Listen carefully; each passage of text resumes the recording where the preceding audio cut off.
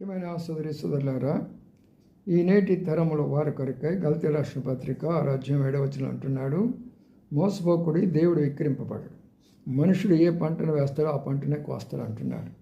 ఈనాటి తరంలో ఉన్నటువంటి వారు పెద్దవాళ్ళైనా చిన్నవాళ్ళైనా యవనస్తులైనా చదువుకున్నా చదువులేకపోయినా అందరూ కూడా ఈ సోషల్ మీడియాలోకి వచ్చి వారి ఇళ్లల్లో ఏం జరుగుతున్నదో, పిల్లల మధ్యలో, మరి అత్తయ్య మామయ్య మధ్యలో, కొడుకు తండ్రి మధ్యలో, తల్లి కూతురు మధ్యలో వాళ్ళ తగాదాలు కానీ, వాళ్ళ ఇంటి వ్యవహారాలన్నీ కానీ, ఎక్కడెక్కడ రోడ్డు మీద ఏం జరుగుతున్నాయో, ఎక్కడెక్కడ ఏ ప్రాంతాల్లో ఏం జరుగుతున్నాయో అన్నీ కూడా చూపించడం బట్టి ఈ యొక్క యవనస్తుల మీద దాని యొక్క ఎఫెక్ట్ పడి వాళ్ళేమో అది కేవలము ఒక ఎంటర్టైన్మెంట్గా చూపిస్తుంటే ఇది వారి మీద ఎఫెక్ట్ పడి వారి జీవితాలు కుటుంబాలు కూల్చుకుంటున్నారు.